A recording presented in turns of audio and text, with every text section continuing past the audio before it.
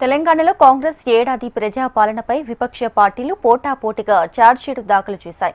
ప్రజలకు ఇచ్చినటువంటి హామీలు నెరవేర్చడంలో కాంగ్రెస్ సర్కార్ విఫలమైందని ఇరు పార్టీలు ఆరోపించాయి. 6 అబద్దాలు 66 మోసాలు పేరుతో ఛార్జ్షీట్ విడుదల చేసిన కమలనాథులు అబద్దాల హామీలతో కాంగ్రెస్ అధికారంలోకి వచ్చిందంటూ తీవ్ర స్థాయిలో విరుచుకుపడ్డారు. ప్రజల పక్షాన నిలబడాల్సిన బాధ్యత మాపై ఉందని కిషన్ రెడ్డి చెప్పారు. 100 రోజుల్లో 6 గ్యారెంటీలు అమలు చేస్తామని చెప్పి హామీలు అమలు చేయకుండా విజయోత్సవాలు చేసుకోవడం ఏంటి అని ప్రశ్నించారు. తెలంగాణ ప్రజలు ఏ ఆశయాల కోసం పోరాడి ప్రత్యేక రాష్ట్రం తెచ్చుకున్నారో ఆ ఆశయాలకు విరుద్ధంగా బీఆర్ఎస్ పాలన కొనసాగిందని విమర్శించారు. ఇక హామీల అమలుపై ప్రజలు నిలదీయాలని బీజేపీ నేతలు పిలుపునిచ్చారు.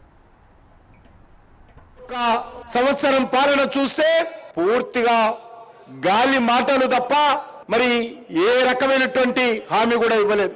ఏ రకమైనటువంటి హామీలు అమలు చేయలేదు. ఈ రోజు మనం వేస్తా ఉన్నాను, గతంలో ఏ మార్పు అయితే రావాలనుకున్నామో ఈ రాష్ట్రంలో మార్పు రాలా. తెలంగాణ రాష్ట్రం వచ్చిన తర్వాత తెలంగాణకు మేలు జరగల.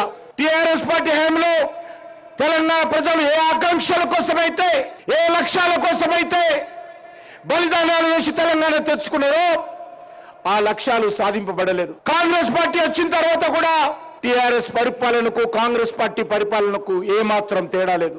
దొందే రెండు ఒకటే, ఒకే తాళ్ళు ముక్కలే, ఒకే డీనే.